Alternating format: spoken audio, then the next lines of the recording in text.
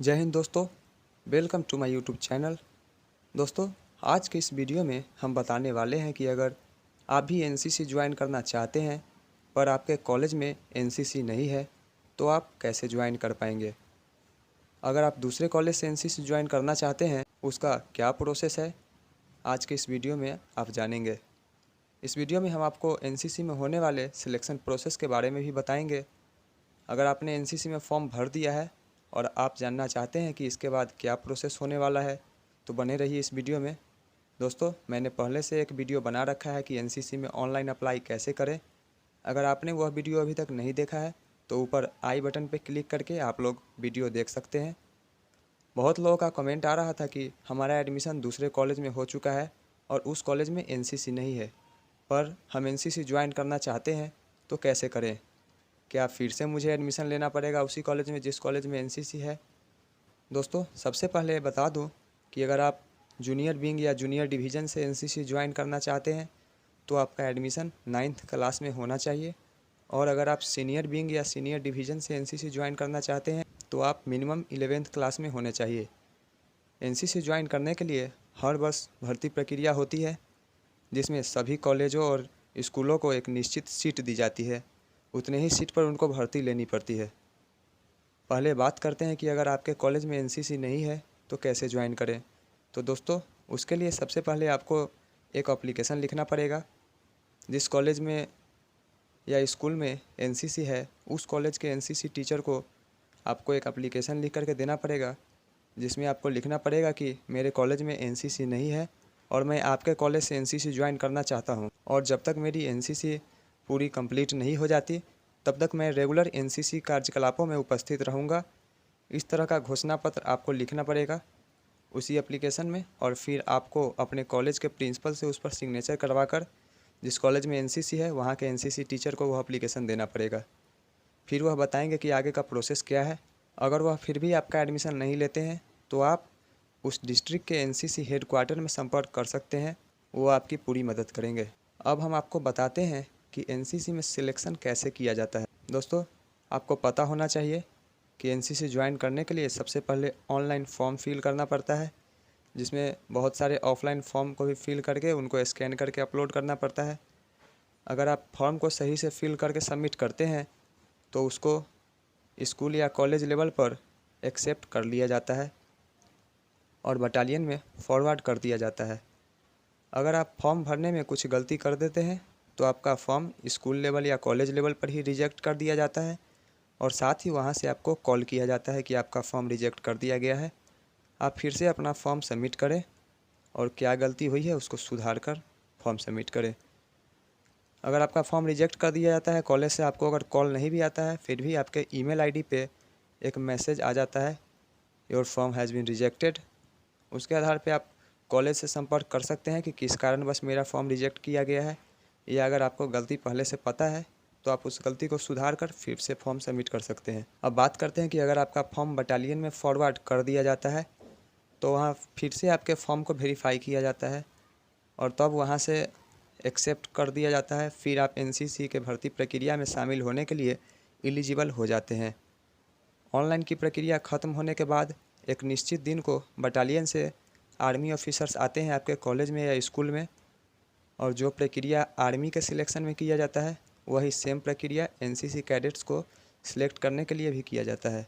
College में आपका physical test, medical test, height measurement, chest measurement और भी सारी प्रक्रियाएँ की जाती है। फिर बाद में सीट के आधार पर सिलेक्शन ली जाती है। बहुत से कैडेट्स पूछते हैं कि एनसीसी में सिलेक्ट होने के लिए कितना हाइट ज़रूरी है। तो दोस्तों, हम आपको बता दें कि हर कॉलेज वाइज कुछ सीट फिक्स रहती है। अगर आपका हाइट अच्छा भी है फिर भी अगर उस कॉलेज में सीट कम है और आपसे ज़्यादा बड़े बड़े हाइट वाले बच्चे अगर कॉलेज में आए हैं, एनसीसी प्रक्रिया में शामिल हुए हैं, तो पहले उनका सिलेक्शन होगा। आपका हाइट अच्छा रहते हुए भी आपका सिलेक्शन नहीं होगा। तो उसके बाद वहाँ पे जितना भी मेजरमेंट किया जाता है, जितने भी टेस्ट होते हैं, उन सब का स्कोर वो लिख करके बटालियन ले जाते हैं। फिर वहाँ पे बटालियन से फाइनल मेरिट बन करके कॉलेज में दिया जाता है कि किन बच्चों का सिलेक्शन हुआ है। जिन लोगों का सिलेक्शन होता है फिर कॉलेज से उनको कॉल करके बता दिया जाता है कि आपका सिलेक्शन हो चुका है। फाइनल सिलेक्शन होने के बाद आप लोगों से कुछ फॉर्म्स भरवाए जाते हैं जो कि फ़ाइनल फॉर्म्स होते हैं। एनसीसी मेरिट में नाम आ जाने के बाद आप एनसीसी कैडेट्स कहलाने लगते हैं। दोस्तों, यह कैडेट एक रैंक होता है जो जब एनसीसी कोई ज्वाइन करता है तो उसके नेम से पहले वह रैंक लगाया जाता है। जैसे मेरा नाम सचिन है, मैंने जब एनसीसी ज्वाइन किया था तो कैडेट सचिन कुमार सिंह ऐसे करके मेरे नेम के पहले कैडेट लग गया था। फिर बाद में चल के अगर आपका परफॉर्मेंस अच्छा रहता है तो आपका रैंक को प्रमोट कर दिया जाता है। एनसीसी में बहुत प्रकार के रैंक होते हैं, lance corporal, sergeant, under officer, senior under officer. फिर बाद में चल के आपको जो रैंक मिलता है आपके नेम से पहले वही रैंक लगा दिया जाता है। दोस्तों, एनसीसी ज्वाइन करने के बाद फिर आपका ट्रेनिंग प्रोसेस शुरू हो जाता है। कॉलेज में आपको ट्रेनिंग दी जाती है। बटालियन से आर्मी ऑफिसर्स को भी भेजे जाते हैं आपको ट्रेंड करने के लिए। कॉलेज सीनियर जो पहले से सीखे हुए होते हैं वो आपको सारी चीज़ें सिखाते हैं। दोस्तों, अब आपको बताते हैं कि एनसीसी ज्वाइन करने के फ़ायदे क्या हैं। बहुत से लोग सोचते हैं कि एनसीसी ज्वाइन करने से सिर्फ आर्मी में ही बेनिफिट मिलेगा, लेकिन हम आपको बता दें कि एनसीसी में युवाओं को जीवन में प्रत्येक क्षेत्रों में सफल होने के लिए प्रशिक्षण प्रदान किया जाता है। एनसीसी का फ़ायदा युवाओं को जीवन के हर क्षेत्र में मिलता है और इन लाभों का कतार एनसीसी सर्टिफिकेट्स मिलने के बाद और बढ़ जाती है। एनसीसी सर्टिफिकेट्स तब मिलते हैं जब आप एनसीसी का कोई कैंप करते हैं। दोस्तों, अगर आप एनसीसी ज्वाइन करना चाहते हैं तो आपका यह जानना बहुत ही आवश्यक है कि एनसीसी और उसके दौरान मिलने वाले सर्टिफिकेट्स के आपके जीवन में क्या लाभ हैं, उनसे आपको क्या लाभ मिल सकते हैं। दोस्तों, एनसीसी में छात्रों को उच्च स्तर की आर्मी ट्रेनिंग के लिए बेसिक एजुकेशन दी जाती है, तो उन्हें यह पता लगाने में मदद करती है कि क्या वो भविष्य में अपने करियर के रूप में सेना को चुनने के लिए उपयुक्त है या नहीं। एनसीसी में कैडेट्स को शारीरिक प्रशिक्षण के साथ ही कई सारी शिक्षा प्रदान की जाती है, जैसे नेतृत्व की योग्यता, आत्मविश्वास, सम्मान की भावना, संचार कौशल, वेपन ट्रेनिंग, मैप रीडिंग और भी बहुत सारे महत्वपूर्ण आर्म फोर्सेस के बारे में बताया जाता है। एनसीसी कैडेट्स को कैंप के लिए अलग अलग स्थानों पर घूमने का अवसर प्राप्त होता है और साथ ही कैडेट को माउंटेन ट्रैकिंग, स्काई ड्राइविंग और भी बहुत चीज़ों का आनंद लेने का भी मौका मिलता है। एनसीसी में भारत के अलग अलग राज्य के छात्र शामिल होते हैं, जिससे कि उन्हें विभिन्न त्योहारों, परंपराओं और भाषाओं को सीखने का अवसर मिलता है। अब बात करते हैं कि सरकारी नौकरियों में एनसीसी सर्टिफिकेट्स के क्या बेनिफिट हैं। जो व्यक्ति सरकारी नौकरी प्राप्त करना चाहते हैं, एनसीसी उनके लिए वरदान है, क्योंकि एनसीसी के फ़ायदे सरकारी नौकरी की ज़्यादातर वैकेंसीज में मिलती है।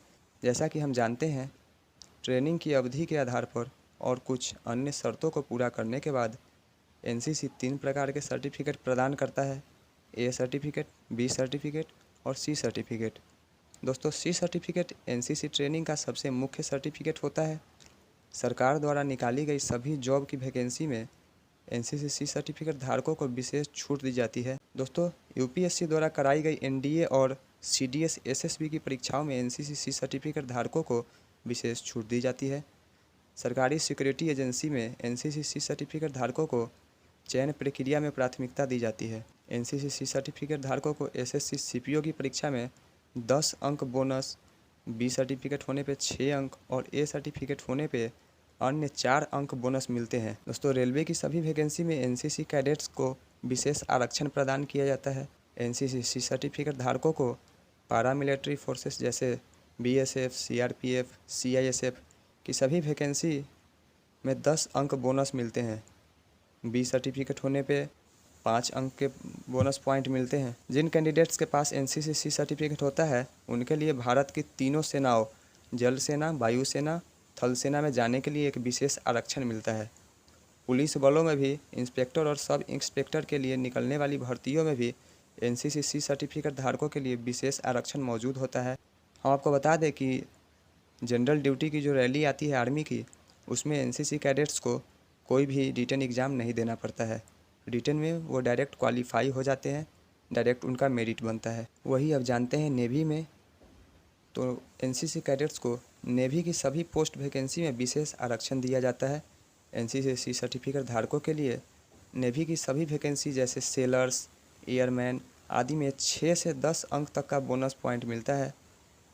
अब बात करते हैं एयरफोर्स में, तो एयरफोर्स में भी जितने ही वैकेंसीज आते हैं सब में 10% सीट एनसीसी कैडेट्स के लिए पहले से ही आरक्षित होती है और साथ में 5 अंकों का बोनस पॉइंट भी मिलता है।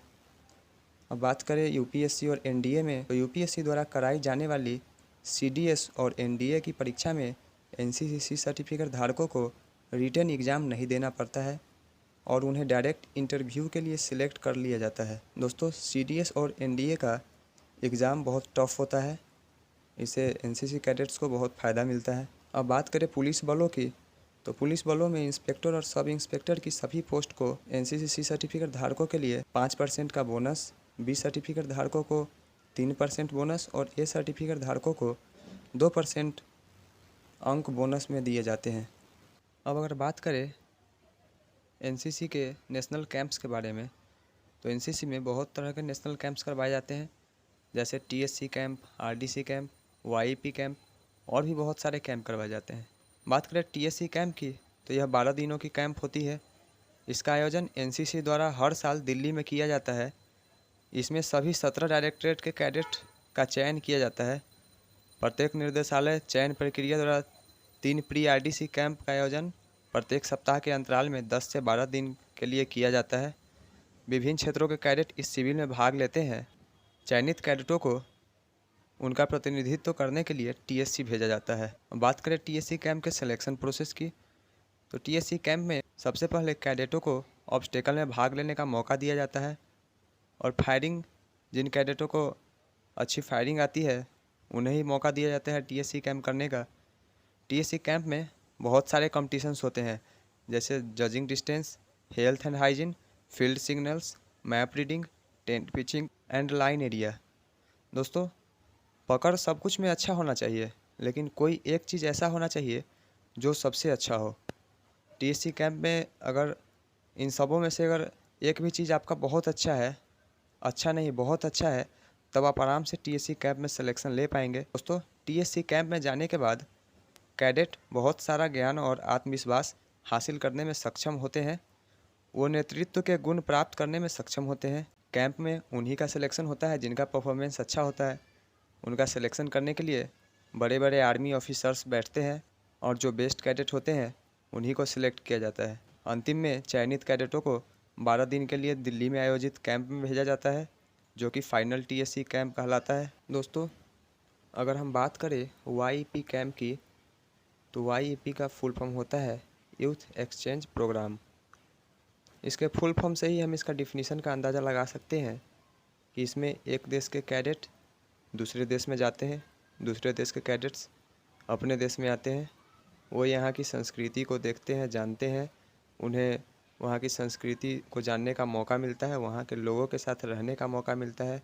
यूथ एक्सचेंज प्रोग्राम एक बहुत ही अच्छा कैंप होता है, जिसमें कैडेट्स को बहुत कम उम्र में विदेश जाने का मौका मिलता है। और इसकी बात करें तो यूथ एक्सचेंज प्रोग्राम में जाने के बाद हमें बहुत सारे प्राइजेस वहाँ पे मिलते हैं, बहुत सारे गिफ्ट्स दिए जाते हैं वहाँ के जो कैडेट्स होते हैं उनके द्वारा। इंडिया से जो यूथ एक्सचेंज प्रोग्राम में दूसरे कंट्री जाते हैं वो भी उनको गिफ्ट देते हैं। इस कैंप में कैडेट्स बहुत इंजॉय करते हैं। उनके लिए एक गर्व की बात होती है, वो अपने कल्चर को दूसरे देश में रिप्रेजेंट करते हैं, ये उनके लिए बहुत गर्व की बात होती है। तो दोस्तों, बाकी कैंप्स की डिटेल मैं दूसरे वीडियो में दूंगा। आज के वीडियो में मैंने आपको बताया कि अगर आपके कॉलेज में एनसीसी नहीं है तो आप किस प्रकार एनसीसी ज्वाइन कर पाएंगे। एनसीसी में ऑनलाइन अप्लाई करने के बाद सिलेक्शन प्रक्रिया क्या होती है, ये भी मैंने आपको इस वीडियो में बताया। मैंने इस वीडियो में आपको बहुत सारे कैंप्स की जानकारी दी। एनसीसी करने के क्या बेनिफिट्स हैं ये भी मैंने आपको बताए। ए सर्टिफिकेट, बी सर्टिफिकेट और सी सर्टिफिकेट के अलग अलग वैल्यू मैंने आपको बताए। एनसीसी में अप्लाई कैसे करें इसके ही वीडियो मैंने पहले से ही चैनल पे अपलोड कर रखी है। अगर आप लोगों ने वो वीडियो नहीं देखी है तो जाकर के वो वीडियो देखिए। अगर कोई भी प्रॉब्लम हो तो मैं डिस्क्रिप्शन बॉक्स में अपना सोशल मीडिया लिंक और अपना कॉन्टैक्ट डिटेल्स डाल रहा हूँ। कोई भी प्रॉब्लम हो तो आप हमें व्हाट्सएप पे मैसेज कर सकते हैं या इंस्टाग्राम पे मैसेज कर सकते हैं। आपके सारे प्रॉब्लम्स का सॉल्यूशन मैं दूंगा। आज के लिए बस इतना ही। जय हिंद, जय भारत। मिलते हैं फिर अगले वीडियो में।